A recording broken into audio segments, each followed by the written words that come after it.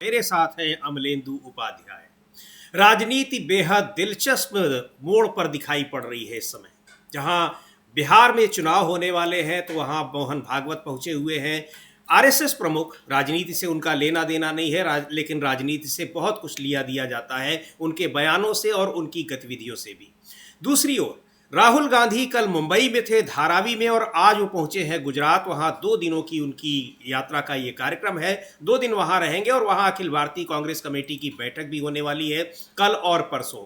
लेकिन इस बीच वहां पर प्रधानमंत्री नरेंद्र मोदी भी गुजरात पहुंचे हुए हैं। उनका भी कार्यक्रम बना, हालांकि 3-4 दिन पहले अभी वो गुजरात में ही थे, और जो बहुत सारी तस्वीरें और वीडियोज उनके वहां से आए थे उनको आपने देखा होगा, वो वही गुजरात के ही थे। वो एक चिड़ियाघर में वो गए हुए थे वहाँ पर, जहाँ के तमाम तस्वीरें आई थी। लेकिन अचानक फिर वो गए हैं गुजरात और वहाँ पर उनके भी कार्यक्रम है, उनका भी 2 दिन का प्रवास है वहाँ। और इधर महाराष्ट्र में जो एनडीए गठबंधन में, महायुति गठबंधन में जो कुछ चल रहा है उसको दबाने के लिए औरंगजेब को आगे किया गया, यानी 300 साल पहले की घटनाओं को, 300 साल पहले के राजाओं को, शासकों को और बादशाहों को।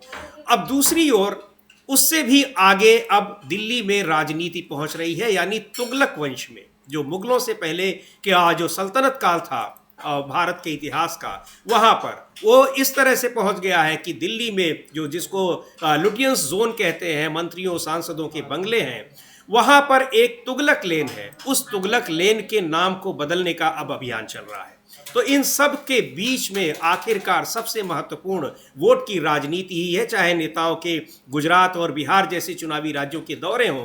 हालांकि गुजरात में तो अभी चुनाव दूर है, 2 साल हैं, लेकिन बिहार में चुनाव होने वाले हैं। पर गुजरात की तैयारियां राहुल गांधी 8 महीने पहले कह चुके हैं। जब लोकसभा चुनाव के बाद ही उन्होंने कहा था कि इस बार हम गुजरात भी जीतेंगे और वहां मोदी को हराएंगे। तो उन तैयारियों के मद्देनजर भारतीय जनता पार्टी और प्रधानमंत्री मोदी भी गुजरात को किसी भी कीमत पर हारना नहीं चाहते हैं और उसमें किसी भी तरह से डेंट नहीं लगने देना चाहते हैं। क्या कार्यक्रम है अमलेंदु जी राहुल गांधी का, और क्या प्रधानमंत्री मोदी का ये कार्यक्रम अचानक बनता है राहुल गांधी के कार्यक्रम के बाद, या फिर पहले से ही उसकी पृष्ठभूमि तैयार थी? क्योंकि 2-3 दिन पहले तो अभी वो गुजरात में थे ही। ना, 2-3 दिन पहले गुजरात में थे प्रधानमंत्री नरेंद्र मोदी। हालांकि जो अभी पहले राहुल गांधी का जो कार्यक्रम बना है वो ये है कि आज सुबह 10 बजे उनकी मीटिंग थी। जो फॉर्मर पीसीसी प्रेसिडेंट्स हैं और सीनियर लीडर्स हैं गुजरात प्रदेश कांग्रेस कमेटी के, और उनके साथ बैठक थी राजीव गांधी भवन में अहमदाबाद में। 10 बजे बैठक थी, और 10:30 बजे जो था वो पॉलिटिकल अफेयर्स कमेटी की मीटिंग, जो प्रदेश कांग्रेस कमेटी है उसकी बैठक थी 10:30 बजे। और 1:30 बजे उनकी जो है वो डिस्ट्रिक्ट कांग्रेस प्रेसिडेंट्स और प्रदेश कांग्रेस कमेटी के जो पदाधिकारी हैं उनके साथ आज 1:30 बजे उनकी बैठक है। उसके बाद 2:30 बजे जो है उनकी जो है ब्लॉक कांग्रेस प्रेसिडेंट्स के साथ बैठक है। तो यानी ब्लॉक स्तर तक के नेताओं से राहुल गांधी सीधे मिलेंगे। और इससे पहले केसी वेणुगोपाल कल जो थे वो पहुंच गए थे वहाँ अहमदाबाद पहुंच गए थे, और उन्होंने कहा कि संगठन को चुस्त करने और हम अभी से गुजरात के चुनाव को गंभीरता से ले रहे हैं, उसकी तैयारियां शुरू कर रहे हैं, और राहुल गांधी इसलिए वहाँ आ रहे हैं। इस बीच समीर जी, एक बार जो वायरल हो रहा है एक उनका वीडियो राहुल गांधी का, और वो वीडियो ये वायरल हो रहा है कि आपको याद होगा कि वो अभी उनके कार्यालय पे हमला किया गया था, तोड़फोड़ की गई थी गुजरात में कुछ कार्यालयों पर कांग्रेस के। उस पर उन्होंने कहा था कि इसको लिख कर रखो। जब गए थे उसके बाद गुजरात उन्होंने दौरा किया कि इन्होंने हमारे कार्यालय पर हमला किया है, हम इनकी सरकार यहाँ से उखाड़ फेंकेंगे, लिख कर रख लो। तो वो काफ़ी ज़्यादा वायरल हो रहा है। उसके बाद जो पहुँचे हैं राहुल गांधी वहाँ। अब राहुल गांधी के पहुँचने की सूचना जब पाई गई तो, और उसके बाद फिर जो था बताया गया कि प्रधानमंत्री जो थे वो काफ़ी ज़्यादा घबरा गए कि राहुल गांधी अब गुजरात पहुंच रहे। तो प्रधानमंत्री अभी हालांकि पहली 1 से लेकर 3 तक जो थे वो गुजरात में ही थे, और बनतारा जी सांपों से खेल रहे थे, मगरमच्छों से खेल रहे थे, शेरों से खेल रहे थे, सबसे खेल रहे थे वो। लगातार उनके वीडियो तस्वीरें वहां से आ रही थी। हाँ, जानवरों से खेलने का उनको बहुत शौक भी है, तो वो जानवरों से खेल ही रहे थे। तो लेकिन इस बार अब भी वो जानवरों से खेलना काम नहीं आया, तो अब वो लोगों से भी संपर्क करेंगे। तो अब अचानक जो है वो कार्यक्रम बनाया गया, और जो राज्य सरकार के बयान के अनुसार प्रधानमंत्री नरेंद्र मोदी की गुजरात की पिछली यात्रा समाप्त होने के कुछ दिन बाद वे शुक्रवार को 2 दिन के लिए राज्य में आने वाले हैं, और इस दौरान वे सूरत और नवसारी में कम से कम 2 सार्वजनिक बैठकें और 1 रोड शो करेंगे। और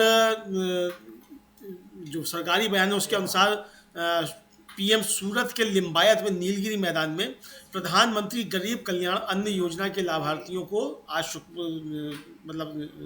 संबोधित करेंगे और इसके पहले वो 3 किलोमीटर का रोड शो भी करेंगे जी। और एक रिपोर्ट के अनुसार गुजरात के मुख्यमंत्री जो है भूपेंद्र पटेल, वो भी उनके साथ इस कार्यक्रम में रहेंगे। तो ये अभी तक सूचना प्राप्त हुई है कि प्रधानमंत्री भी राहुल गांधी के पीछे पीछे दौड़कर गुजरात पहुंच रहे हैं और 2 दिन वहाँ राहुल गांधी रहेंगे तो 2 दिन ही प्रधानमंत्री रहेंगे। अब देखना ये है कि समीर जी, जब कांग्रेस का वहाँ अधिवेशन होगा तो उस अधिवेशन के दौरान भी क्या प्रधानमंत्री गुजरात में होंगे कि नहीं होंगे, और भारतीय जनता पार्टी भी क्या अपना अधिवेशन अब गुजरात में करेगी ठीक उसी समय, ये देखना बड़ा दिलचस्प होगा। बिल्कुल, चूंकि इस तरह के कई बार कार्यक्रम हो चुके हैं और लेकिन वहां पर जो कांग्रेस कमेटी के नेताओं से, अलग अलग स्तर के नेताओं से, पूर्व प्रदेश अध्यक्षों से भी और मौजूदा जो संगठन है उसके साथ भी राहुल गांधी की ये बैठक हो रही है। और ये कांग्रेस पार्टी कह चुकी है कि वो पहले से ही गुजरात की तैयारी करेगी लोकसभा चुनाव के बाद से ही, क्योंकि गुजरात में पिछला चुनाव तो बहुत आसानी से भारतीय जनता पार्टी जीती थी, लेकिन उसके पहले का विधानसभा चुनाव जो हुआ था कांटे की टक्कर थी और उसमें भारतीय जनता पार्टी हारते हारते बची थी। कांग्रेस पार्टी आखिरकार हारी, जीती भारतीय जनता पार्टी, लेकिन यह कहा गया कि हारते हारते बची। पर अब कांग्रेस पार्टी जिस तरह से गंभीरता के साथ गुजरात के चुनाव को देख रही है, निश्चित तौर पर यह भारतीय जनता पार्टी के लिए मुश्किलों भरा साबित हो सकता है। हालांकि लगभग 3 दशक से भी ज्यादा हो गए हैं गुजरात में भारतीय जनता पार्टी की सरकार को। कांग्रेस के लिए चुनौती बड़ी है, लगातार वहां जो लोकसभा चुनाव में भी सभी सीटें भारतीय जनता पार्टी जीत रही है, तो कांग्रेस के लिए मुश्किलें जरूर है, लेकिन कांग्रेस वहां पर मजबूत स्थिति में है, वो हर चुनाव के बाद पता चलता रहता है। अब इन सब के बीच अगर प्रधानमंत्री नरेंद्र मोदी भी राहुल गांधी के कार्यक्रमों के हिसाब से अगर उनके कार्यक्रम बन रहे हैं तो ये भारतीय जनता पार्टी की परेशानी को बहुत अच्छी तरीके से समझा जा सकता है। क्योंकि अभी वहां पर थे ही 4-5 दिन पहले प्रधानमंत्री नरेंद्र मोदी, लेकिन अब एक बार फिर वो वहां पहुंच रहे हैं विमेंस डे पर, यानी कल जब 8 मार्च को भी वो मौजूद रहेंगे गुजरात में ही। इसके अलावा उनके और भी कार्यक्रम है और सबसे महत्वपूर्ण बात, उनका जो पसंदीदा कार्यक्रम है रोड शो, वो भी वहां कर रहे हैं। हाँ, पसंदीदा कार्यक्रम है उनका रोड शो, वहाँ रोड शो भी करेंगे और रोड शो के जरिए अब वो क्या करेंगे ये तो प्रधानमंत्री यानी क्या करेंगे क्या नहीं करेंगे, रोड शो से क्या हासिल होता है ये प्रधानमंत्री यानी क्या हासिल होगा उनको, लेकिन वो प्रधानमंत्री पहुंच गए हैं। इसका मतलब समझिए कि राहुल गांधी के गुजरात दौरे का जबरदस्त जो है वो प्रभाव देखा जा रहा है और ये समझा जा रहा है कि गुजरात दौरे से घबराकर जो है राहुल गांधी गुजरात दौरे से घबराकर प्रधानमंत्री भी अब सीधे सीधे पहुंच गए हैं। जी बिल्कुल, तो वहां प्रधानमंत्री पहुंच गए हैं। कुछ तस्वीरें गुजरात में राहुल गांधी जब वहां पहुंचे हैं अहमदाबाद, उसकी कुछ तस्वीरें हम आपको दिखाएंगे, वहां के कुछ विजुअल्स हैं और किस तरह से वहां उनका स्वागत किया जा रहा है, वो सारी चीजें ये आप देख सकते हैं। ये अहमदाबाद की तस्वीरें हैं जहां राहुल गांधी आज सुबह पहुंचे हैं। 2 दिन का उनका कार्यक्रम है, AICC की बैठक है और कांग्रेस के जो राज्य स्तर के नेता हैं, सभी नेता, तो उनके साथ उनकी बैठक है। अलग अलग स्तर के नेताओं से भी उनकी बैठक है। यानी गुजरात में चुनाव भले ही अभी 2 साल बचे हैं, लेकिन वहां राजनीतिक सरगर्मी बढ़ गई है। और महाराष्ट्र में कल ही धारावी में राहुल गांधी का कार्यक्रम था। धारावी अपने आप में एक बहुत महत्वपूर्ण जगह है जिसको लेकर लगातार वहां पर विवाद हो रहा है। धारावी एक बड़ी वहां पर जो परियोजना दे दी गई है, आवासीय परियोजना अडानी ग्रुप को, उसको लेकर वहां रहने वाले लोगों के भीतर जबरदस्त नाराजगी है और उस परियोजना को लेकर, उनके रिहेबिलिटेशन यानी पुनर्वास को लेकर उनकी मांग चल रही है कि उनको पुनर्वास उनका किया जाए, लेकिन उस पर विवाद चल रहा है। आरोप भी लग रहे हैं कि महाराष्ट्र की परियोजनाओं को गुजरात के उद्योगपतियों को दिया जा रहा है। ऐसे में ये दोनों ही यात्राएं बड़ी महत्वपूर्ण हैं और भारतीय जनता पार्टी की सरकार चूंकि दोनों ही जगह है, उसके लिए एक बड़ी चुनौती है, चाहे अमलेंदु जी देखा जाए गुजरात को और चाहे महाराष्ट्र को। हालांकि महाराष्ट्र में इन सब के बावजूद सरकार बनाने में कामयाब रही भारतीय जनता पार्टी, NDA की सरकार, लेकिन चुनाव से पहले भी जिस तरह से ये मुद्दा बहुत एक कह लीजिए कि भारतीय जनता पार्टी के लिए मुश्किलों भरा था, वो उसको देखते हुए ये अभी भी ये चूंकि NDA के भीतर महायुति में वहाँ खींचतान जारी है, ऐसे में बहुत मुश्किलें उसकी कम हुई है ऐसा कहा नहीं जा सकता। हाँ, समझिए मुश्किलें कम नहीं हुई हैं क्योंकि महायुति में काफ़ी ज़्यादा खींचतान मची हुई है और एक तरीके से देखा जाए कि सभी पार्टियां जो हैं महायुति की वो एक दूसरे के खिलाफ किसी न किसी तरीके का षड्यंत्र कह लीजिए या उठापटक उसमें लगी हुई हैं। और जिस तरीके से धनंजय मुंडे का इस्तीफा हुआ और धनंजय मुंडे लगातार घिरे हुए हैं, कहा यह जा रहा है कि धनंजय मुंडे का इस्तीफा जबरदस्ती लिखवाया गया। धनंजय मुंडे अभी भी इस्तीफा देना नहीं चाहते, अजीत पवार ने इस्तीफा ले लिया। उधर हसन मुशर्रफ जो एनसीपी के ही मंत्री हैं, उन्होंने पालक मंत्री के पद से इस्तीफा दे दिया। ये बताया कि साहब बहुत दूर पड़ता है उनको, जहां उनको पालक मंत्री बनाया गया था वहां से इस्तीफा दे दिया। तो ये बहुत सारे, और अच्छा अकेले अल्पसंख्यक मंत्री हैं महायुति में वो, तो उनका इस्तीफा हुआ। तो इसका मतलब समझिए जी कि एक तरीके से देखा जाए तो बहुत काफ़ी उठापटक महायुति में महाराष्ट्र में चल रही है। तो इस बीच राहुल गांधी जब थे वहाँ धारावी में, तो धारावी से कल उन्होंने एक संदेश दिया है समीर जी, और संदेश ये दिया है कि किस तरीके से जो हमारे दस्तकार हैं उनको यदि ठीक तरीके से ट्रेनिंग दी जाए और उनको संसाधन उपलब्ध कराए जाएं तो लघु उद्योगों के जरिए ये दस्तकार खुद जो है वो मल्टीनेशनल कंपनी से टक्कर ले सकते हैं। क्योंकि वो वहाँ चमार स्टूडियो में गए और उनके जो कामगार हैं उनसे सबने उनसे मुलाकात की, उनका मॉडल समझा उन्होंने, और अपने साथ वो उन रामचेत मोची को भी ले गए जो सुल्तानपुर में जिनको मशीन दिलवाई थी, और उनको भी समझवाया कि आप देखिए किस तरीके से कर सकते हैं। और उसके बाद उन्होंने ट्वीट भी किया है राहुल गांधी ने। राहुल गांधी का ट्वीट जो है वो यही है कि किस तरीके से जो है वो जाकर लोगों से मिले और क्या क्या उन्होंने वहां देखा। जी बिल्कुल। और ये राहुल गांधी ने अपने ट्वीट में लिखा है कि चमार स्टूडियो में संस्थापक सुधीर राजभर लाखों दलित युवाओं की कहानी को समेटे हुए हैं। ये अत्यंत प्रतिभाशाली हैं, नए विचारों से भरपूर हैं और सफलता के लिए आतुर हैं, लेकिन अपने क्षेत्र के शीर्ष लोगों तक पहुंच की कमी और सीमित अवसरों की चुनौती से जूझते रहे, मगर अपने समुदाय के कई अन्य लोगों से अलग सुधीर ने अपना नेटवर्क बनाया। उन्होंने धारावी के कारीगरों की प्रतिभा को पहचाना और एक ऐसा ब्रांड खड़ा किया जिसे आज विश्व के सम्मानित फैशन जगत में अपनी पहचान मिली है।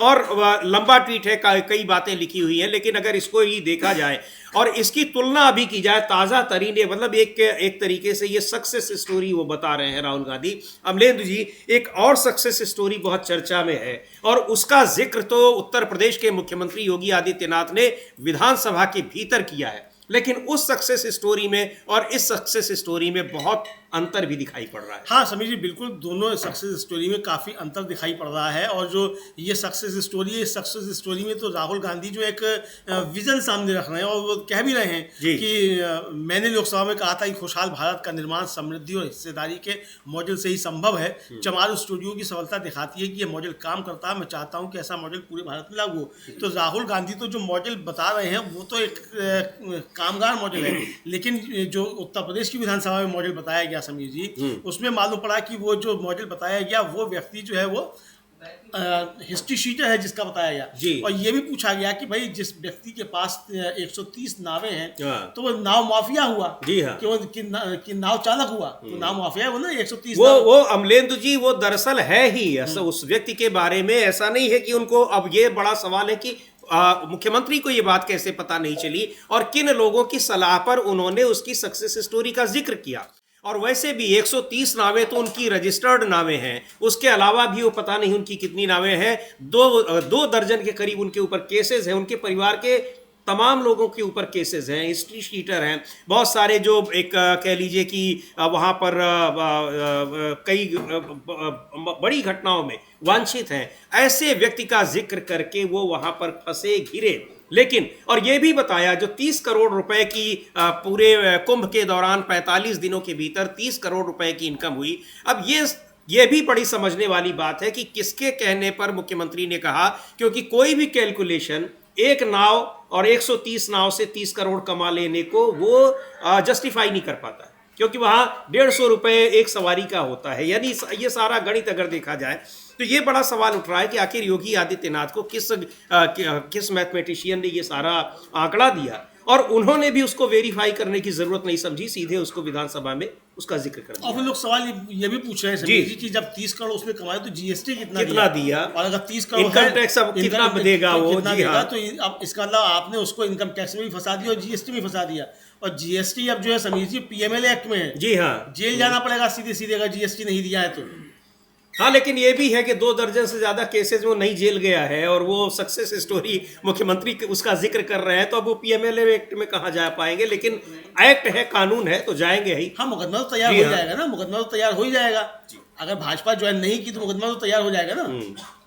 या तो भाजपा ज्वाइन कर लें तो मुकदमा बच जाएगा, लेकिन अगर भाजपा ज्वाइन नहीं की तो मुकदमा हो जाएगा। अखिलेश यादव ने भी समीर जी इसको लेकर सवाल उठाए हैं। जी बिल्कुल, इसको लेकर सवाल लगातार उठ रहे हैं, खबरें छप रही हैं, और अखिलेश यादव ने भी जो इस सक्सेस स्टोरी जिसका हम जिक्र कर रहे हैं, जिसका उल्लेख मुख्यमंत्री योगी आदित्यनाथ ने विधानसभा में किया, उस पर अखिलेश यादव ने लिखा हुआ है और तमाम अखबारों की क्लिप लगाकर उन्होंने उस अपने ट्वीट को लिखा है, उसमें टैग किया है कि माननीय महाकुंभ में दूसरों की सक्सेस स्टोरी क्यों सुना रहे हैं? क्या महाकुंभ में उनकी अपनी कोई सक्सेस स्टोरी नहीं है? अगर सुनानी है तो सच्ची कहानी सुनाए, लेकिन कोई हो तब न। पाताल खोजी पहले पता कर लिया करें, फिर महिमा मंडन किया करें। पहले ठग से एमओयू कर लिया, अब नामजद के नाम की सदन में बंद आंखों से तारीफ कर दी। अब तो आंखें खोलें। इन्हीं सब वजहों से भाजपा सरकार में अपराधियों के हौसले बुलंद हैं।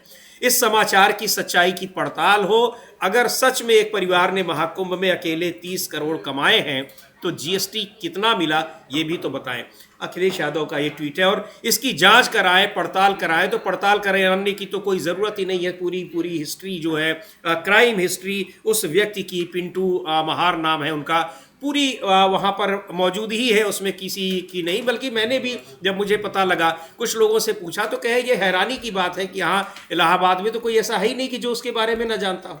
तो वो ऐसा हिस्ट्री शीटर भी नहीं है कि जिसके बारे में लोगों को पता ना हो। लेकिन मुख्यमंत्री योगी आदित्यनाथ, उनके अधिकारियों को और उनके सलाहकारों को ये बात पता नहीं थी, या फिर जानते हुए भी उन्होंने इसका जिक्र किया। अब ये क्यों किया गया, ये अपने आप में बहुत महत्वपूर्ण है, लेकिन उसको लेकर, उन आंकड़ों को लेकर जो सवाल उठ रहे हैं, वो अपने आप में ये बता रहे हैं कि महाकुंभ में व्यवस्था किस तरह से थी और किस तरह से अनाप शनाप लोगों ने वहां आए हुए श्रद्धालुओं को लूटा और उससे कमाई की।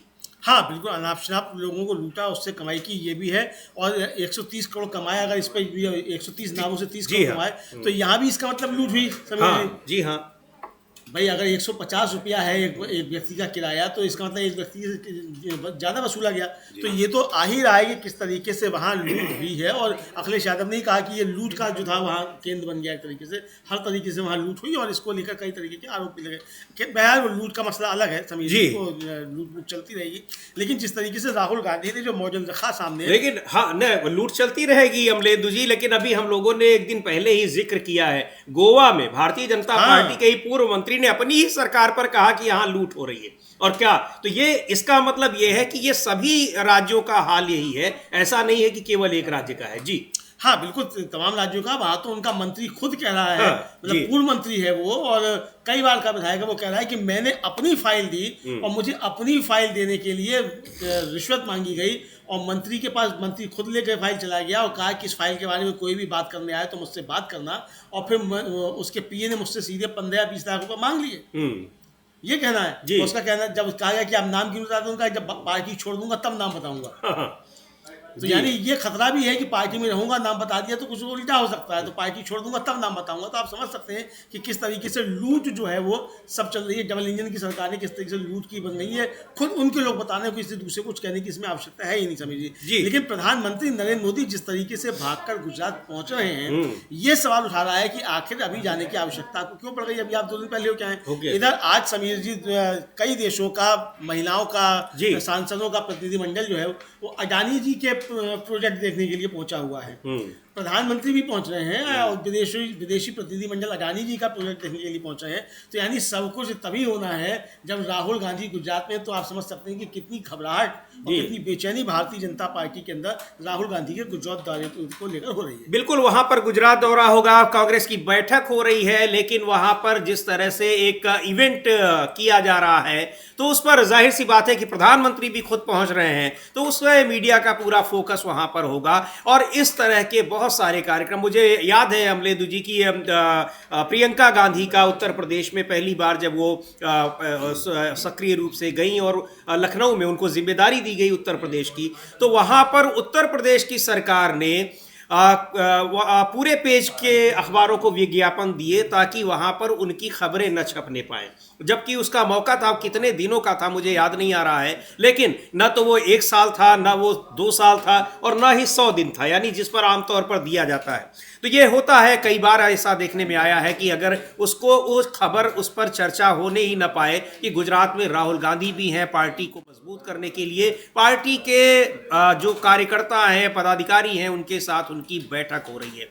तो अब एक बार फिर, और दूसरे ब्रांडिंग किसकी कर रहे हैं, जो आरोप लगते हैं लगातार उद्योगपतियों की। 4 दिन पहले वो अंबानी के वनतारा जो चिड़ियाघर है, उनका निजी चिड़ियाघर है, उसकी ब्रांडिंग करते हुए उन्होंने तस्वीरें खिंचवाई, तमाम विजुअल्स बने, और बहुत सारे बीजेपी के नेताओं मंत्रियों ने उसको रिट्वीट किया, खुद उसको कहा। जाहिर सी बात है कि ये सारी चीज़ें वहाँ कहीं भी जाती हैं। और अब एक बार फिर वो ब्रांडिंग करने जा रहे हैं, किसकी? एक दूसरे उद्योगपति की, जो अडानी। और ये आरोप लगातार उन पर लगते रहे हैं, लेकिन इन सब से बेखबर वो अपने इस काम को जारी रखते हैं। उनको कोई ये दिक्कत नहीं होती कोई आरोप लगा रहा है या नहीं लगा रहा है। लेकिन ये भी बड़ा सवाल है अमलेंदु जी कि आखिर ये इतना कॉन्फिडेंस कैसे आता है कि कोई कुछ नहीं कर लेगा, वो खुलेआम इस तरह से करते रहेंगे। अमेरिका में जिस तरह से ये कहा जा रहा है कि तमाम दबाव स्वीकार कर रहे हैं प्रधानमंत्री मोदी, भारत को स्वीकार करना पड़ रहा है, डोनाल्ड ट्रंप जिस तरह से, जिस भाषा में भारत को जवाब दे रहे हैं, भारत के ऊपर टैक्स इम्पोज कर रहे हैं, भारत के लोगों को यहाँ भेज रहे हैं। नेपाल में एक दिन पहले हम लोगों ने देखा, जो वहाँ इलीगल माइग्रेंट्स पहुंचे हुए थे, उनको किस तरह से वहां भेजा गया, और भारत के लोगों को किस तरह से भेजा गया। अगर देखा जाए, नेपाल में बाकायदा चार्टर्ड प्लेन से वहां के लोगों को भेजा गया, नेपाल में, जी हां। और भारत में लगातार 1-2 नहीं, यहां 2-3 खेप आ चुकी है, हाथों में हथकड़ी और पैरों में बेड़ियां डालकर भेजा गया। लेकिन इन सारी चीजों से प्रधानमंत्री भी बेखबर हैं और यहां के लोग भी बेखबर हैं। उनको नहीं कुछ समझ में आता कि हमारे देश के साथ अमेरिका क्या कर रहा है। बिल्कुल समझ में नहीं आता अमेरिका क्या कर रहा है। और लगातार आप देखिए, ट्रंप फायर थे मेक्सिको और कनाडा जी हाँ। उनकी तरफ से जो जवाब दिया गया कनाडा और मेक्सिको की तरफ से, तो शांत हो गए और फिर अभी उन्होंने रोक दिया अपना टैरिफ लगाने का। बिल्कुल, जो आंख दिखा रहा है वो तुरंत डाउन हो रहा है, लेकिन भारत की ओर से आंख दिखाने की कोशिश ही नहीं की जा रही है। नहीं, यहाँ तो आंखें जो निकाल के रख दी गई है जी, चश्मा लगा दिया गया बहुत मोटा मोटा टीन का उस पर, कि आंखें दिखानी ही ना पड़े। मतलब आप देखिए, ना तो ट्रंप को आंखें दिखाई जा रही है, और जिस तरीके से वहाँ चैथम हाउस में हमारे विदेश में मंत्री एस जयशंकर के साथ हुआ ब्रिटेन में, जी हाँ, ब्रिटेन में, तो वहाँ भी ब्रिटेन सरकार को आंखें नहीं दिखाई गई जी। अनुनय विनय की तरीके से समझाइश की कि अपना वहाँ की सरकार अपना काम करे। तो यानी आंखें लाल दिखाने का तो काम यहाँ हो ही नहीं रहा है। इधर समझिए, एक बड़ी खबर जो है वो सुप्रीम कोर्ट से आ रही है फिलहाल, और सुप्रीम कोर्ट से एक खबर ये है कि जो बाहुबली माफिया डॉन और पूर्व सांसद और विधायक रहे अतीक अहमद, जिनका जान ले ली गई पुलिस अभिरक्षा में, उनके बेटे अली अहमद के वकील जो हैं, उन्होंने सुप्रीम कोर्ट में एक एसएलपी दायर की, और उन्होंने कहा कि हमने यह एसएलपी इसलिए दायर की है क्योंकि मेरा प्रतिनिधित्व करने वाला कोई नहीं है। मेरे प्रतिनिधित्व करने वाले वकील जो थे, उनका घर तोड़ दिया गया, दूसरे वकील पर बम फेंका गया। इस पर सीजीआई ने चिंता जताई और कहा कि आरोप है कि वकीलों को पेश होने की अनुमति नहीं है।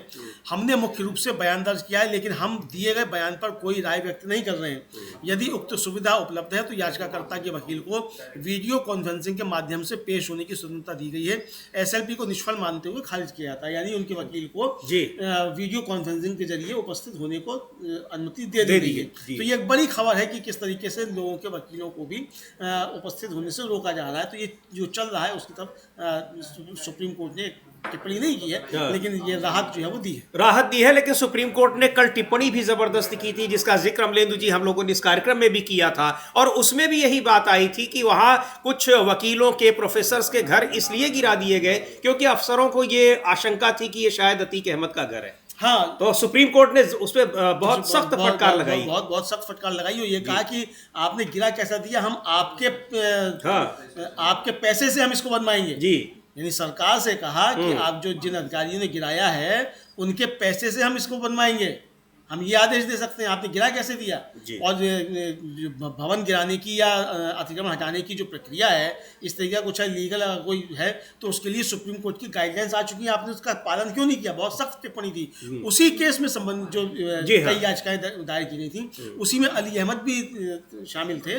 तो उनकी तरफ से जो है आज ये याचिका दायर की गई कि उनके वकीलों को पेश नहीं होने दिया जा रहा है, रोका जा रहा है। जी, तो रोका जा रहा है। तो ये एक बड़ी फटकार बार बार सुप्रीम कोर्ट की तरफ से, ये जो बुलडोजर पॉलिसी है सरकारों की, शुरू हुई उत्तर प्रदेश से लेकिन कई राज्यों में अपनाई जा रही है, उस पर कई बार सुप्रीम कोर्ट उस फटकार लगा चुका है, अफसरों को फटकार लगा चुका है, सजा देने की चेतावनी दे चुका है, सजा दी भी गई है कुछ मामलों में, लेकिन इन सब के बावजूद वो चीजें जारी हैं। और यहां तक कि जो जांच एजेंसियों को बार बार सुप्रीम कोर्ट से फटकार पड़ रही है, हालांकि जांच एजेंसियों की एक्टिविटी इधर बीच कुछ जरूर डाउन दिखाई पड़ रही है, लेकिन जब जरूरत होती है किसी को आंख दिखाने की, तब उनकी एक्टिविटी फिर शुरू हो जाती है। बीच में बिहार के कुछ नेताओं की, जो कि एनडीए के सहयोगी नेता दल ही हैं, उनके नेताओं के यहां भी ईडी सीबीआई गई, लेकिन पिछले 10 साल में जिस तरह से ईडी सीबीआई और इनकम टैक्स की कार्रवाइयां हो रही थी, उसमें जरूर अब कुछ एक नरमी दिखाई पड़ रही है। इसकी वजह चाहे सरकार की कमजोरी हो या फिर कुछ और हो। और अब तो यहां तक ये भी दिखाई पड़ रहा है कि चुनाव आयोग भी थोड़ा सा टोन डाउन हुआ है, क्योंकि पिछली सरकारों, पिछले उसके कार्यकाल में जो मुख्य चुनाव आयुक्त थे, तमाम आरोप जो लगे थे, अब ये कहा जा रहा है कि हाँ, उस समय तो सीधे खारिज कर दिया गया, अब कम से कम ये स्वीकार किया जा रहा है कि जो शिकायतें की जा रही हैं उनमें दम है। तो ये एक बता रहा है अमलेंदु जी की किस तरह से सरकार, केंद्र सरकार अगर कमजोर हुई है तो ईडी सीबीआई जांच एजेंसियां जो हैं उनके ऊपर, उनके प्रभाव में भी कितनी कमी आ रही है। हाँ बिल्कुल, ये साफ तौर पे देखा जाए कि कितनी कमी आ रही है उनके प्रभाव में। और ये साफ तौर पे देखा जा सकता है कि कमजोर तो पड़ी हैं एजेंसियां जी। तो और जब एजेंसियां कमजोर पड़ी हैं समीर जी, और चूंकि सुप्रीम कोर्ट ने जिस तरह की टिप्पणियां की हैं कई बार, उसके बाद कमजोर पड़ने की वजह से ही अब वो नया जो है वो जो बिल लेकर आया जा रहा आयकर अधिनियम, उसमें अब इनकम टैक्स को और मजबूत बनाने की, मतलब अधिकारियों को और मजबूत बनाने की प्रयास किए जा रहे हैं। उसमें होगा ये कि अगर इनकम टैक्स के अधिकारी को आप पर कुछ शक आ जाए जी, तो आपसे वो आपका सोशल मीडिया हैंडल्स, आपके ईमेल, आपका व्हाट्सएप, आपका फोन, सब कुछ में उसका एक्सेस होगा और ये देखा जाएगा कि आपने किससे क्या बात की, किससे बात नहीं की। यानी ये भी दिखेगा कि वो आपने मोदी जी को कितना कोसा है, भारतीय जनता पार्टी को कितना कोसा है, ये सारी चीजें भी वो जी, उसकी मतलब होंगी। प्राइवेसी जैसी चीज पूरी तरह से खत्म हो जाएगी। हालांकि खत्म करने की कोशिशें तो लगातार हो ही रही है, लेकिन वो जो इनकम टैक्स कानून है, और कांग्रेस पार्टी ने एक लंबा चौड़ा ट्वीट भी किया है, उस पर तमाम आशंकाएं जताई है कि किस तरह से लोगों की अपनी बिल्कुल नितांत निजी जानकारियां, उसको भी एक छोटे से नोटिस के जरिए जो टैक्स के ऑफिसर्स हैं इनकम टैक्स के, वो उसको हासिल कर सकेंगे। हाँ बिल्कुल, उसको हासिल कर सकेंगे। और कल जो सुप्रिया श्रीनेत है, उनकी प्रवक्ता है, उन्होंने एक लंबा चौड़ा वीडियो भी जारी किया था कि उसके अंदर क्या क्या है और किस तरीके से कोई अधिकारी जो है इनकम टैक्स का आपके खाते में सेंध लगा सकता है और सब कुछ वहाँ से कर सकता है। तो ये जो था वो साफ तौर पर जो समझा जा सकता है समीर जी कि चूंकि ईडी सीबीआई कमजोर पड़ रहे हैं, अब सुप्रीम कोर्ट से मामले आ चुके, तो अब इनकम टैक्स के जरिए इस तरीके की चीज़ें की जाएंगी ताकि 10-5 साल तक इसके जरिए किया जाए। और जब इन कानूनों की फिर जो चीज़ें आएंगी, तब तक सुप्रीम कोर्ट में जब तक बातें पहुंचेंगी, तब तक लंबा समय निकल चुका होगा। यानी अपने विरोधियों को और आम नागरिक को परेशान करने के लिए नए नए रास्ते तलाशे जा रहे हैं। तो नए नए रास्ते तलाशे जा रहे हैं, लेकिन इस बीच जांच एजेंसियां भी अब उतनी मुस्तैदी से काम नहीं करती दिखाई पड़ रही। काम तो वो कर ही रही हैं जिस तरह से सरकार के इशारे पर विरोधियों को परेशान करने का काम होता था, जो विपक्षी दल लगातार जो आरोप लगा रहे थे। और सुप्रीम कोर्ट भी बार बार ये टिप्पणी करता रहा है कि क्यों बिना किसी वजह के लोगों को बार बार अदालतों के पीछे उनको परेशान किया जा रहा है, और आपके पास ठोस सबूत नहीं है, तब फिर आप उनको क्यों गिरफ्तार करते हैं। इस तरह की बहुत सारी बातें लगातार हुई हैं, तो उसमें कमजोरी आई है। लेकिन सरकार भी नए नए कानून बना रही है, बिल्कुल उसी तरह से जैसे जब हाई कोर्ट में चुनाव के लिए, हरियाणा चुनाव के से में धांधली की शिकायतों के लिए और उनके फुटेज दिखाने के लिए वहां पर पीआईएल डाली गई, और हाई कोर्ट ने कहा, चुनाव आयोग को आदेश दिया कि आप इसको दिखाइए, तो तुरंत वहां पर नियम बदल दिया गया मुख्य चुनाव आयुक्त जो पिछले थे राजीव कुमार, उनके कार्यकाल में। लेकिन अब उनका कार्यकाल समाप्त हो चुका है, नए मुख्य चुनाव आयुक्त आ गए हैं, और इधर बीच सरकार भी अब कमजोर दिखाई पड़ रही है। इन सब के बीच चुनाव आयोग भी अब थोड़ा सा विरोधियों की बात को सुन रहा है, तवज्जो दे रहा है, ऐसा दिखाई पड़ रहा है, क्योंकि पिछले कुछ दिनों से कई ऐसे उदाहरण सामने आए हैं। हाँ बिल्कुल समीर जी, अभी जो एक बैठक बुलाई गई, ज्ञानेश कुमार जी जो मुख्य चुनाव आयुक्त थे उन्होंने बैठक बुलाई और जिला स्तर तक के निर्वाचन अधिकारी सब बुलाए। उनसे कहा गया कि भाई आप जिला स्तर तक और राज्यों के जो निर्वाचन अधिकारी हैं वो सब तमाम जो राजनीतिक दल हैं उनके साथ आप लगातार संपर्क में रहिए और उनकी जो शिकायतें आती हैं उनका आप तुरंत निस्तारण कीजिए। तो ये इसीलिए आया है समीर जी, चूंकि जिस तरीके से चुनाव आयोग की गड़बड़ियों को लेकर विपक्ष ने मोर्चा खोला, इंडिया गठबंधन ने मोर्चा खोला हुआ है और खासतौर से पश्चिम बंगाल की मुख्यमंत्री ममता बनर्जी ने उसको जो चीज़ें पकड़ी उन्होंने साफ तौर पे कहा कि एपिक नंबर वही रखा जा रहा है, नाम बदल दिए जा रहे हैं और एक एक एपिक नंबर पे कई कई सौ लोग जो हैं वो बनाए जा रहे हैं। तो इसको लेकर फिर वो चीज़ें जब पकड़ी गई तब फिर चुनाव आयोग को उस पर सतर्क हुआ और उसे लगा कि अब ये जो चीज़ें वो पकड़ने में आने लगी हैं।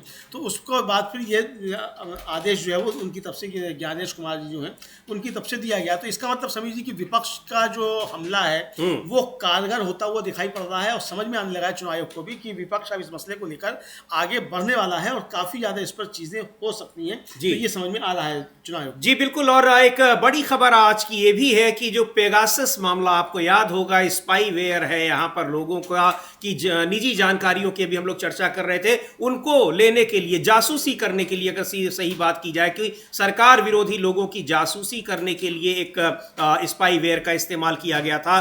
तो उसको लेकर सुप्रीम कोर्ट में मामला है कि एसआईटी से उसकी जांच कराई जाए न कराई जाए, उस पर आज सुनवाई होगी। अमलेंदु जी और जानकारी दे रहे हैं उसके बारे में, क्या है? हाँ समीर जी, पेगासस के इस पे जो स्पाईवेयर है ये काफ़ी ज़्यादा मामला सुर्खियों में रहा था। और ये आरोप लगाए गए थे कि इसके पेगासस के जरिए सरकार ने विपक्षी दलों के नेताओं, कई पत्रकारों और यहाँ तक कि खुद अश्विनी वैष्णव जो मंत्री हैं उनकी भी जो थी वो पेगासस जो थी वो निगरानी कर रहा था, मतलब खुफिया जानकारियाँ ले रहा था। इस तरीके के आरोप लगे थे और इस पर विपक्ष काफ़ी हमलावर हुआ था और इसकी जो थी जांच कराने की मांग की गई थी। सरकार ने सदन में खड़े होकर, रविशंकर प्रसाद जो उसमें नहीं रहे थे कानून मंत्री जी, तो ये कहा गया कि भाई जब पूछा गया कि सरकार ने खरीदा या नहीं खरीदा तो उस पर उनका कहना था कि भाई सरकार बहुत कुछ करती है और सब कुछ नहीं बताया जा सकता और हमने कोई नहीं खरीदा है, जबकि पेगासस जो है वो सरकारें ही खरीदती है। ये पेगासस की तरफ से साफ तौर पर कहा गया था। तो अब पेगासस को जांच कराई जाए कि 2021 में जो है ये याचिकाएं दायर की गई थी कि एसआईटी बनाकर इसकी जांच कराई जाए। तो 2021 से मामला अभी तक लंबित था। अब न्यायमूर्ति सूर्यकांत और न्यायमूर्ति NK सिंह की पीठ के समक्ष इसको सूचीबद्ध किया गया है। आज इस पर सुनवाई होनी है। तो इस पर सुनवाई होनी है कि इस पर जो स्पाईवेयर का मामला था, लोगों की जासूसी के लिए सरकार ने जो सॉफ्टवेयर खरीदा था उसको, उसकी जांच के लिए क्यों खरीदा गया, किसकी जासूसी की गई, एसआईटी की गठन उस पर एसआईटी से जांच हो या ना हो, इस मामले की सुनवाई करेगा सुप्रीम कोर्ट। आज उस पर सुनवाई हो रही है, उसके बाद पता चलेगा कि सुप्रीम कोर्ट ने एसआईटी जांच के आदेश दिए या नहीं दिए, ये क्या कहना है। तो ये एक बड़ी खबर होगी क्योंकि इसमें सरकार किस तरह से घिरी हुई है, विरोधियों के खिलाफ जांच एजेंसियां लगी हुई है, विरोधियों की जासूसी भी हो रही है, वो क्या कर रहे हैं। और अब जिस तरह से इनकम टैक्स का नया कानून आ रहा है उसमें भी विपक्ष का कहना है, कांग्रेस पार्टी का कहना है कि उसको वो दस्तावेज मिले हैं जिनसे ये पता लग रहा है कि इस कानून में लोगों की निजता पूरी तरह से खत्म हो जाएगी और किसी छोटे मोटे गड़बड़ी की वजह से भी अगर इनकम टैक्स के अधिकारी चाहेंगे तो उनकी कोई भी निजी जानकारी, निजी chat, social media account, email, कुछ भी वो चेक कर सकते हैं। यानी आपस में भी अगर लोगों ने जो बातचीत की होगी वहां तक भी उनकी एक्सेस हो जाएगी, पहुंच हो जाएगी। तो ये एक बहुत बड़ा मुद्दा होता है। एक जो मौलिक अधिकारों की हम बात करते हैं, फंडामेंटल राइट्स की, उनमें निजता का अधिकार, जो राइट टू प्राइवेसी है, वो बहुत बड़ी चीज होती है। लेकिन उस राइट टू प्राइवेसी को किस तरीके से खत्म करने की कोशिश की जा रही है, अगर कांग्रेस पार्टी की बात माने कि अगर ऐसा हो रहा है तो ये, इसको लेकर सुप्रीम कोर्ट में बहुत सारे मुकदमे हुए हैं, सुप्रीम कोर्ट ने फैसले दिए हुए हैं। राइट टू प्राइवेसी को बहुत महत्वपूर्ण मौलिक अधिकार मानते हुए कई सारे फैसले सुप्रीम कोर्ट के आए हैं। अब ये कानून बनता है और अगर ये प्रावधान उसमें रहते हैं तो निश्चित तौर पर ये मामला सुप्रीम कोर्ट में पहुंचेगा। अभी तो अब कानून बनकर आता है तब ये पता लगेगा, लेकिन लोगों की, विरोधियों की जानकारी लेने की कोशिश किस स्तर तक की जाती है, ये बात तो साफ हो रही है, हाँ, दिखाई पड़ रही है। बिल्कुल समझिए, ये बात स्पष्ट हो रही है कि किस तरीके से जानकारी ली जाती है। और जो ये नया अधिनियम, आयकर अधिनियम 2025 इसको पेश किया गया है, इसमें कहा तो ये गया है कि आयकर कानून को सरल बनाने के लिए कदम पेश किया गया है। जी। इस सरकार की खूबसूरती समझ लीजिए यही है कि ये कहे जिस काम को कि ये उसको हल करने के लिए कर रही है, समझ लीजिए उसको और जटिल बना रही है। जी। तो ये सरकार की खूबसूरती है, यानी विकलांग को दिव्यांग बना देगी। मजदूरों का गला घोटा जाएगा तो श्रम सुधार उसको संज्ञा दे दी जाएगी। जी। किसानों की जमीन छीनी जाएगी तो उसको भूमि अधिग्रहण की सफलता बता दिया जाएगा। किसानों की गला घोटा जाएगा तो बताया जाएगा बहुत क्रांतिकारी किसान कानून है। तो इसी तरीके से ये आया गया है। और इसमें जो प्रावधान किए जाए, जो अब तक सूचनाएं निकल कर आई हैं, तो उसमें यह है कि ये करदाताओं की निजता के अधिकार का उल्लंघन करके उन्हें परेशान कर सकता है। इस तरीके के इसमें प्रावधान है। और नए विधेयक में ऐसा एक प्रावधान है कि आयकर विभाग को email, trading account, social media profile और अन्य व्यक्तिगत डेटा तक पहुंचने की अनुमति देगा। जी। तो और कांग्रेस ने इस पर सवाल भी उठाया है कि किस तरीके से ये सरकार जो है, मतलब अगर किसी अधिकारी को सिर्फ आवश्यक हो जाए, इनकम टैक्स अधिकारी को, तो वो ये सब आपका हासिल कर सकता है, उसके तहत उसको ये शक्तियां मिल जाएंगी। तो यानी समझिए, आपको याद होगा कि जब 80 और 90 का दशक होता था तो भारतीय जनता पार्टी का नारा होता था, साहब इंस्पेक्टर राज खत्म करेंगे। जी, है ना, ये नारा होता था साहब इंस्पेक्टर राज है और खत्म करेंगे। और अभी भी कहा जाता है कि कांग्रेस के समय में तो राशन की दुकानें लगा करती थी, अब देखिए हमने सब फ्री कर दिया है। ठेका पट्टे ठेका सरकार पट्टे की समय सरकार थी, लाइसेंस का राज था। मोदी जी भी बता रहे थे इसको लाइसेंस का राज था, ये बता रहे थे। तो अब ये कौन सा राज आ रहा है, इसको नहीं बताया जा रहा है कि ये उस इंस्पेक्टर राज से कितना ज्यादा खतरनाक राज है। बिल्कुल ये समझा जा सकता है। समझिए, उस इंस्पेक्टर राज में चेक एंड बैलेंस थे, इस इंस्पेक्टर राज में कोई चेक एंड बैलेंस नहीं है। और कितने आप देखिए कि बेलगाम हुए जा रहे हैं अधिकारी, कि ईडी के अधिकारियों को सीबीआई पकड़ रही है, सीबीआई के अधिकारियों को ईडी। जी हाँ, जी, इतना हो रहा है। और राज्यों की पुलिस के बीच किस तरह से जैसे कि एक प्रतिद्वंदिता हो, वो किसी राज्य की लड़ाई लड़ रहे हो, ऐसा दिखाई पड़ता है। ऐसा दिखाई पड़ता है। 70 सालों में पहली बार कि दो राज्यों की पुलिस और दोनों भारतीय जनता पार्टी शासित राज्यों की पुलिस आपस में भिड़ जाती है, आमने सामने भिड़ जाती है, गोलीबारी होती है दो राज्यों की पुलिस में। और भारतीय जनता पार्टी के एक मुख्यमंत्री के ऊपर दूसरी भारतीय जनता पार्टी शासित राज्य में मुकदमा कायम हो जाता है।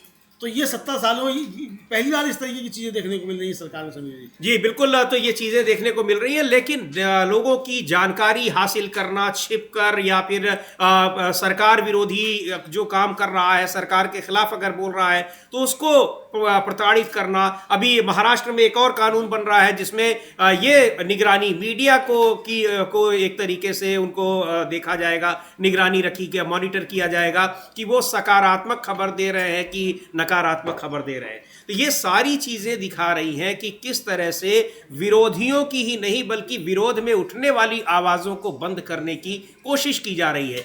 बावजूद इसके कि भारतीय जनता पार्टी को इस बार बहुमत नहीं मिला, लेकिन वो तमाम काम अपने वो कर रही है जो उसने प्लानिंग कर रखी थी इस बार के लिए कि बहुमत आने पर वो करेगी। बिल्कुल समझिए, वो सब कुछ कर रही है जो बहुमत आने पे करेगी, जो प्लानिंग थी उस पर वो काम कर रही है। और एक तरह से देखा जाए कि उसका ये एजेंडा जो है, ये चंद्रबाबू नायडू और नीतीश कुमार पूरा हल कराते हुए दिखाई पड़ रहे हैं कि वो उसका एजेंडा काम जो कर रहे हैं उस पर हल करते हुए दिखाई पड़ते हैं। लेकिन समझिए, बिहार से भी खबरें आ रही हैं। कल जो है महागठबंधन के विधायकों की बैठक हुई है जी। और महागठबंधन के विधायकों की बैठक में कल जो है ये तय किया गया कि चुनाव जो लड़ा जाएगा, विधानसभा का चुनाव, वो लड़ा जाएगा तेजस्वी यादव के नेतृत्व में ही। ये महागठबंधन के विधायकों की बैठक में तय हुआ है। और इसको लेकर आज सुबह जो है वो तेजस्वी यादव ने एक ट्वीट भी किया है। और तेजस्वी ने कल भी कहा था कि बैठक हुई, तेजस्वी खुद भी उस बैठक में मौजूद थे। जी बिल्कुल, आलोक मेहता आरजेडी विधायक हैं, उनके घर पर ये बैठक हुई थी। जी बिल्कुल, तेजस्वी यादव लिख रहे हैं कि कल रात महागठबंधन विधायक दल की बैठक में भाग लिया। बजट सत्र के दौरान महागठबंधन दल के सभी माननीय विधायक बिहार के लोगों की आवाज़ हैं। बिहार की बदहाल शिक्षा, स्वास्थ्य, विधि व्यवस्था तथा चहुं ओर व्याप्त भ्रष्टाचार, गरीबी, बेरोजगारी, पलायन, छात्र छात्राओं, नौजवानों, किसानों और महिलाओं के ज्वलंत मुद्दों को मजबूती से सदन उठा रहे हैं। इस बार 2025 में जन विरोधी नीतीश भाजपा सरकार का जाना एकदम तय है।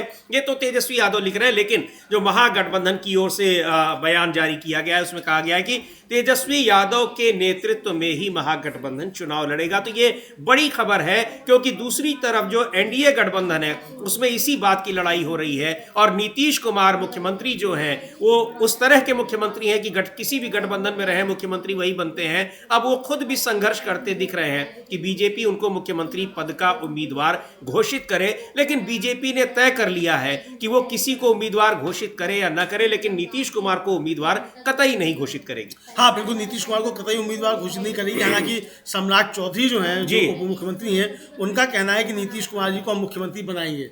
ये उनका कहना है। अभी उनका थोड़ी देर पहले मैं कहीं बयान देख रहा था। लेकिन दूसरे जो मुख्यमंत्री हैं अमलेंदु जी, वो अटल बिहारी वाजपेयी की इच्छा जता चुके हैं। हाँ, कि बिहार के लिए उनकी क्या इच्छा है, वो इच्छा जता चुके हैं। और सम्राट चौधरी का बयान तेजस्वी की उस बात को साबित कर रहा है कि भाई आपके जो दो डिप्टी हैं वो आपस में ही लड़ रहे हैं। जी हाँ, ये जो विधानसभा में कहा, विजय कुमार सिन्हा ने जब कहा, तो विजय कुमार सिन्हा ने जब उसका जवाब दिया तो तेजस्वी ने कहा कि हमारे पास वो वीडियो है, कहिए तो आपको दिखाएं जी।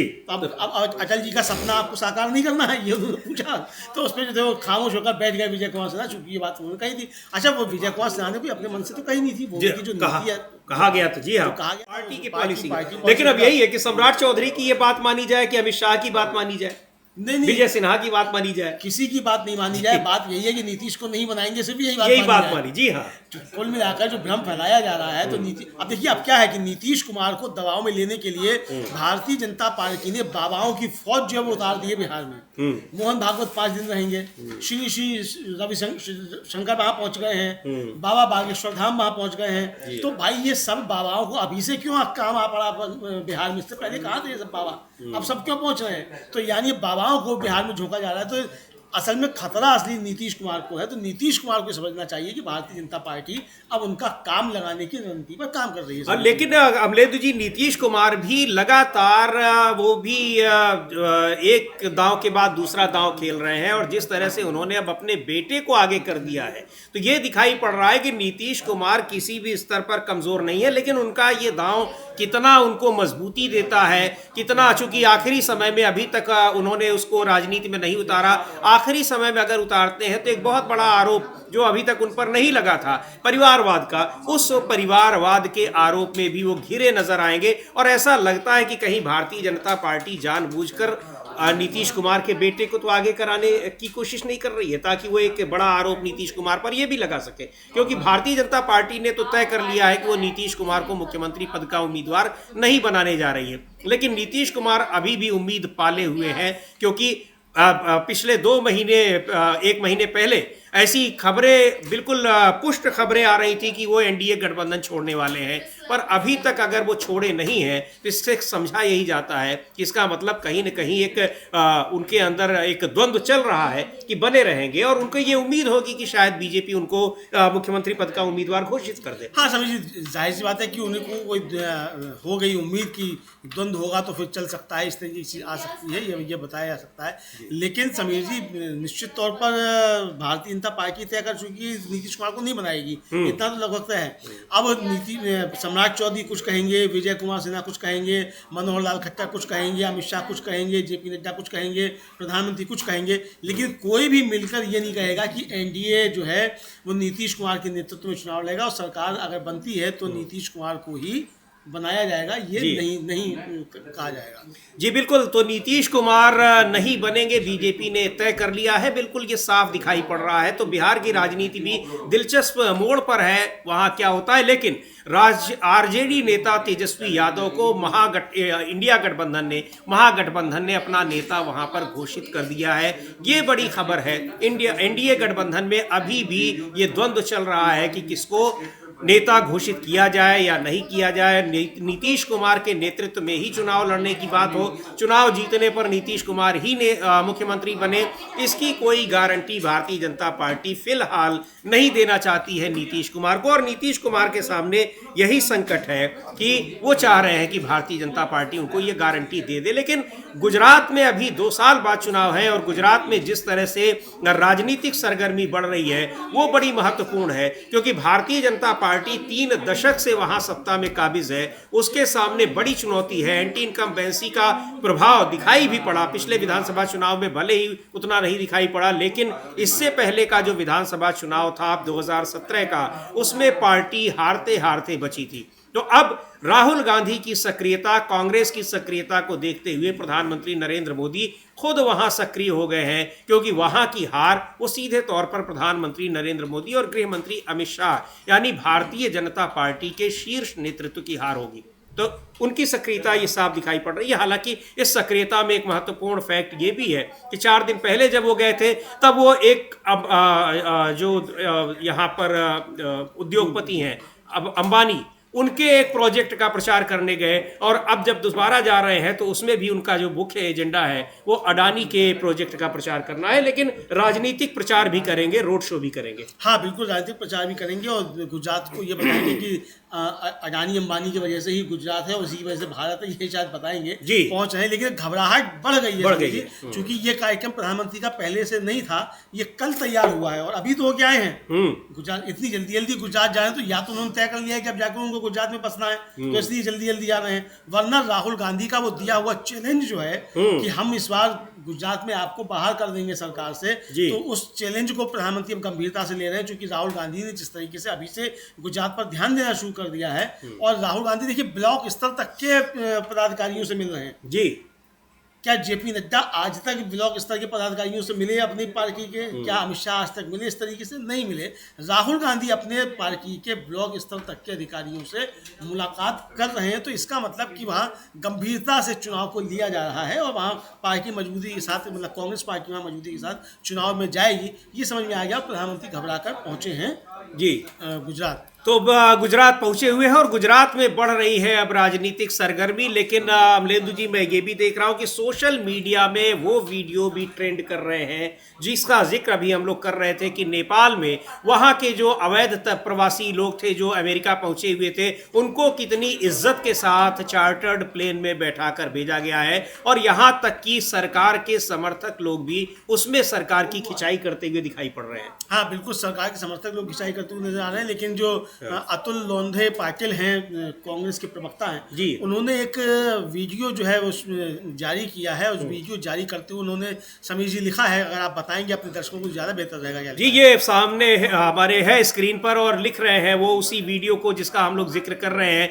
कि हम विश्व गुरु हैं। भारत में अमेरिका ने अपने सैन्य विमान में हमारे युवाओं को भेजा, लेकिन नेपाल ने अपने देश में अमेरिकी सैन्य विमान को नहीं उतरने दिया। नेपाली युवाओं को चार्टर्ड विमान में भेजा गया, वो भी बिना हथकड़ी और जंजीरों के। अब आप बताइए, हम विश्व गुरु हैं या विश्व घंटाल, जो भी चाहे बजाकर चला जाए। बड़ी एक उन्होंने तल्ख भाषा में कही है, लेकिन महत्वपूर्ण बात कही है, क्योंकि अमलेंदु जी आपको याद होगा कि जब हमारे यहाँ के लोग आए थे तो बहुत सारे लोग कह रहे थे कि अपराधी हैं तो उनको ऐसे ही भेजा जाएगा। हाँ। एस जयशंकर विदेश मंत्री संसद में ये बयान दे रहे हैं, यानी उनको इस बात से कोई आपत्ति नहीं है कि हमारे देश के नागरिकों को, उन्होंने अपराध किया है तो उस देश में किया है, उसको अपराध की सजा मिलनी चाहिए, लेकिन अगर आप यहाँ भेज रहे हैं तो आप उनको सम्मान के साथ भेजें। लेकिन नहीं हुआ।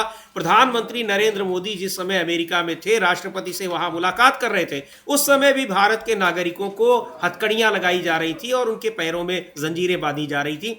और अब वही देखा जा रहा है कि नेपाल तक में, हालांकि उस समय भी दूसरे देशों के लोगों को भेजा गया, उन देशों की सरकारों ने अपने नागरिकों को खुद से अपने यहाँ बुलाया अपने जहाज से, और इस तरह से नहीं बुलाया इतने अमानवीय तरीके से। लेकिन भारत के नागरिकों को इतने अमानवीय तरीके से भेजा गया, वहीं नेपाल में एक सम्मान के साथ ले जाया जा रहा है। और सबसे इसमें जो गंभीर बात है और हैरानी की बात है कि भारत सरकार उसका समर्थन कर रही है, बजाय इसके कि वो आपत्ति जताए। हाँ बिल्कुल, आपत्ति जताए, उसका समर्थन कर रही है। और एस जयशंकर सदन के अंदर कह रहे थे कि ये नियम है, और मनोहर लाल खट्टर बाहर कह रहे थे कि अपराधी हैं। तो इनके साथ क्या शुरू किया? तो अब वो नेपाल के वाले अपराधी नहीं है, नेपाल वाले अपराधी नहीं है, पाकिस्तान वाले भी अपराधी नहीं है, चीन वाले भी नहीं है। चीन का तो एक आदमी वापस नहीं भेजा गया है, और मोरक्को और वेनेजुला जैसे देश जो हैं उनका वापस नहीं भेजे गए। उस तरीके से उन्होंने इनकार कर दिया कि उतरने नहीं देंगे हम आपका जहाज, इस तरीके से आपका सैन्य विमान। तो ये आया, यानी छोटे छोटे देश जो हैं समीर जी, वो आंख में आंख मिलाकर ट्रंप की बात कर रहे हैं। और जैसे ही ट्रंप ने कहा कि हम कनाडा पर लगाएंगे, तो उसने कहा ट्रूडो ने कि हम भी पलट कर लगाएंगे जी, कमजोर मत समझो हमको। और मैक्सिको ने कहा हम भी लगाएंगे, और आप देखिए कि घुटनों पे आ गए ट्रंप एकदम से, और कहा कि भी ठीक है आप समझौता टाल देते हैं इसको। लेकिन हमारे प्रधानमंत्री गए और एक आरटीआई, समीर जी आई है इस बीच निकलकर, और आरटीआई जो एक अजय बोस नाम के हैं एक याचिका मतलब आरटीआई एक्टिविस्ट, उन्होंने अजय बोस ने जो है वो याचिका दायर की और अजय बोस का जो मिली उनको सूचना, उसमें ये कहा बताया गया कि वहाँ जो प्रधानमंत्री नरेंद्र मोदी और डोनाल्ड ट्रंप के बीच जो भी हुआ उसमें कोई भी किसी तरीके का समझौता नहीं हुआ है, कोई भी हस्ताक्षर नहीं हुए। ये देखिए हमारे राइट साइड में वो आरटीआई की कॉपी दिखाई दे रही है, अजय बोस ने जो आरटीआई लगाई थी, जो हमारे दूतावास से ये वहाँ से मिली है उनको, कि इसमें कोई भी समझौता नहीं हुआ है। तो आप समझ सकते हैं समीर जी कि ये किस तरीके से चीज़ें अब सामने आने लगी हैं। यानी जो आरोप लग रहे थे कि ये अपनी एक व्यक्तिगत यात्रा है और व्यक्तिगत लाभ में सीधे तौर पर ये कहा जाए कि जो अडानी के खिलाफ वहां मुकदमे दर्ज हैं उन पे उनकी गिरफ्तारी ना हो, उसकी पैरवी करने के लिए गए थे। और यही चीज जो अजय बोस की आरटीआई में जवाब मिल रहा है, बिल्कुल साफ दिखाई पड़ रहा है कि इसका मतलब कोई अगर आधिकारिक वहां पर समझौता नहीं हुआ, कोई ऐसा काम नहीं हुआ है, तो फिर प्रधानमंत्री की आधिकारिक यात्रा हुई क्यों थी? हाँ बिल्कुल, आधिकारिक यात्रा क्यों हुई थी, ये सवाल जो है वो पूछा जा रहा है। और ये अब जो जवाब दिया गया उसमें कहीं ये नहीं है कि कोई जो थी वो उनसे मतलब कोई डील जो है वो हुई हो डोनाल्ड ट्रंप या मोदी जी के बीच में। तो सवाल जो आरटीआई जो कार्यकर्ता जब उन्होंने यही पूछा है कि भाई आपने क्यों जो है इसको लेकर आपने सवाल मतलब गए थे आप वहाँ जी, आखिर करने क्या गए थे अगर आपकी कोई डील नहीं हुई थी। और इसी को लेकर समीर जी जयराम रमेश जो हैं कांग्रेस के प्रवक्ता, उन्होंने एक बड़ा अभी जो है वो सवाल उठाया है और उनका कहना है कि जो इस समय सरकार की प्राथमिकता दिख रही है मोदी सरकार की, वो टैरिफ संबंधी खतरों से निपटने के लिए एक सिर्फ व्यापार समझौता करना प्रतीत हो रही है, जबकि ट्रंप जो है वो सिर्फ टैरिफ की बात नहीं कर रहे हैं और चीजों पर भी प्रतिबंध लगा रहे हैं जिसका भारत पे बुरा असर पड़ेगा। इसको लेकर अभी थोड़ी देर पहले जयराम रमेश ने ट्वीट किया। जी बिल्कुल, वो लिख रहे हैं, लंबा ट्वीट है उनका, वो कह रहे हैं कि अन्य क्षेत्रों में भी उनके निर्णयों का भारत पर प्रतिकूल प्रभाव पड़ सकता है। National oceanic and atmospheric administration monsoon को समझने में बेहद महत्वपूर्ण भूमिका निभाता रहा है, लेकिन राष्ट्रपति ट्रंप ने इस संस्था के बजट में भारी कटौती और इसके आकार को कम करने की योजना बनाई है। तो कई सारी चीज़ें हैं और उस समय भी जब ये समझौता हुआ, हालांकि उस पर नहीं हुआ कि वहाँ के उन विमानों को खरीदने की बात भारत को कहा है कि वो हथियार भी ज़्यादा खरीदेगा, ऐसे विमान खरीदेगा जो वहाँ पर आउटडेटेड हो चुके हैं। तो ये सारी चीज़ें, प्रधानमंत्री नरेंद्र मोदी का वो दौरा तब भी आशंकाओं से घिरा हुआ था, सवालों से घिरा हुआ था। इस वजह से भी सवालों से घिरा हुआ था कि जिस व्यक्ति ने अपने शपथ ग्रहण समारोह में आपको बुलाया नहीं, आरोप लग रहे हैं कि आपका विदेश मंत्री वहां केवल आपके लिए आमंत्रण पत्र हासिल करने पहुंचा हुआ है। और ये आरोप किसी साधारण व्यक्ति ने नहीं, सुब्रमण्यम स्वामी ने लगाए, भारतीय जनता पार्टी के नेता हैं, उन्होंने लगाए। उसके बावजूद वहां पर कुछ दिनों के बाद आप पहुंच रहे हैं और पहुंचने पर भी उनसे पहले 3-4 राष्ट्राध्यक्ष पहुंचे थे, उनका जिस तरह से वहां स्वागत किया गया, प्रधानमंत्री नरेंद्र मोदी को पूरी तरह से इग्नोर किया गया। बावजूद इसके वहां पर, और सबसे बड़ी बात कि वहां ज्वाइंट प्रेस कॉन्फ्रेंस करने के लिए आपको एक तरह से विवश किया गया और आपको जवाब देना पड़ा, वहां अडानी से संबंधित सवाल भी पूछा गया। तो पूरी की पूरी वो यात्रा ही संदेह के घेरे में रही। और अब आरटीआई से जो तमाम जानकारियां निकल रही हैं, तो उसका मतलब है कि जो संदेह थे वो पुख्ता हो रहे हैं। हाँ बिल्कुल समीर जी, अब यही समझा सकता है कि जो संदेह थे वो पुख्ता हो रहे हैं और ये चीज़ें सामने निकल कर आ रही हैं। और इसको लेकर बहुत कहा सवाल सरकार पर उठ रहे हैं कि आखिर मोदी जी वहाँ करने क्या गए थे जी। अगर आपका दोस्त my dear friend Donald Trump जो है वो भारत के ऊपर रेसिप्रोकल टैरिफ लगा रहा है, अच्छा सिर्फ लगा ही नहीं रहा है टैरिफ, समझिए बाकायदा अपनी संसद में खड़े होकर भारत का नाम लेकर आरोप लगा रहा है। बिल्कुल, ये कह रहा है कि हम तो लगाएंगे क्योंकि भारत सबसे ज्यादा टैरिफ लगाने वाला देश है, ये कह रहा है। और हमारी सरकार की तरफ से एक विज्ञप्ति तक ये जारी नहीं हो पा रही है कि भाई हम जो टैरिफ लगा रहे हैं, वो जो विश्व व्यापार संगठन है WTO, वर्ल्ड ट्रेड ऑर्गेनाइजेशन, उसके जो नियम है, उसके जो समझौते हैं, उसके अनुरूप लग रहा है आपके ऊपर टैरिफ। हम अपनी तरफ से टैरिफ नहीं लगा रहे हैं, आप इतना भी नहीं कह पा रहे हैं। और पीयूष गोयल वहां गए हुए हैं 4 दिन से, समीर जी आज उनका आखिरी दिन है वहां, लेकिन वो उन्होंने अब तक किया क्या है ये भी सरकार की तरफ से कुछ नहीं बताया गया कि पीयूष गोयल वहां क्या करने गए और करके क्या आ रहे हैं, टैरिफ कम हुआ कि नहीं हुआ, ट्रंप को आपने कुछ कहा कि नहीं कहा, ये लेकर नहीं आया। लेकिन इधर समीर जी एक बड़ी खबर ये है कि जो केंद्रीय सड़क परिवहन मंत्री है नितिन गडकरी,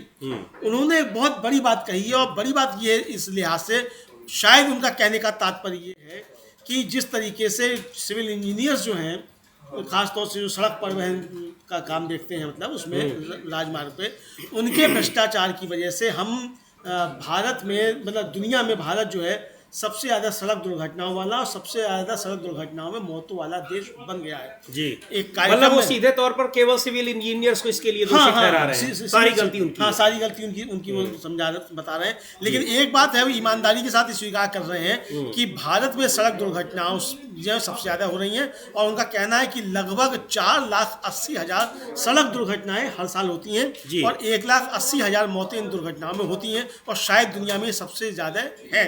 और उनका कहना यह है कि इस सभी दुर्घटनाओं के लिए सबसे महत्वपूर्ण दोषी सिविल इंजीनियर हैं। वो कह रहे हैं कि मैं सभी को दोष नहीं देता, मतलब ये अब ये भी कह रहे हैं, लेकिन 10 साल के अनुभव के बाद मैं इस निष्कर्ष पर पहुंचा हूं, सबसे महत्वपूर्ण दोषी वे लोग हैं जो डीपीआर यानी जो विस्तृत परियोजना रिपोर्ट है बना रहे हैं, और इसमें हजारों गलतियां हैं। अब ये डीपीआर समिति जो बनती है, ये बिना परिवहन मंत्रालय के स्वीकृति के तो पास मतलब नहीं होती नहीं है। तो सिर्फ यही जो इंजीनियर तो दोषी नहीं है, डीपीआर बना रहे हैं, और अगर वो गलत बना रहे हैं तो उसको जांच करिए, चेक्स बैलेंसेस की व्यवस्था कीजिए। तो जो गलत डीपीआर पास हो रही हैं, उनको पास करने वाला दोषी क्यों नहीं है?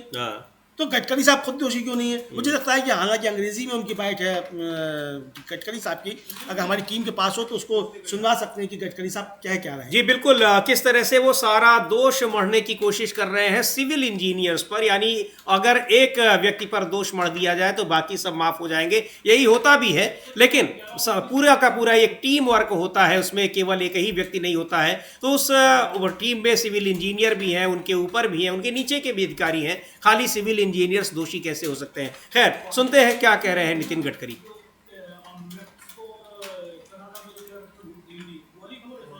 आवाज इंजीनियर्स जो हैं, सड़क दुर्घटनाओं में जो इतनी ज़्यादा दुर्घटनाएं हो रही हैं दुनिया में, सबसे ज़्यादा उन दुर्घटनाओं में सबसे ज़्यादा जो मौतें हो रही हैं भारत में हो रही हैं, और उसके लिए दोषी कौन है? सिविल इंजीनियर्स हैं, क्योंकि वही डीपीआर बनाते हैं, जो एक विस्तृत परियोजना रिपोर्ट होती है वो बनाते हैं। लेकिन बड़ा सवाल ये है कि आखिर वही दोषी कैसे हो सकते हैं? लेकिन अब ये नितिन गडकरी की बात है, अपने को तो दोषी ठहराएंगे नहीं, उनको दोषी कौन ठहराएगा? सिविल इंजीनियर्स तो उनको दोषी ठहरा नहीं सकते हैं। तो जब तक वो इस पद पर बने हुए हैं तो कम से कम वो चाहे जिसको दोषी ठहराएं, उनको कोई दोषी नहीं ठहराएगा। लेकिन बड़ा सवाल ये है कि केवल एक व्यक्ति या एक कम्युनिटी, उसमें एक प्रोफेशनल कम्युनिटी ही दोषी नहीं हो सकती है।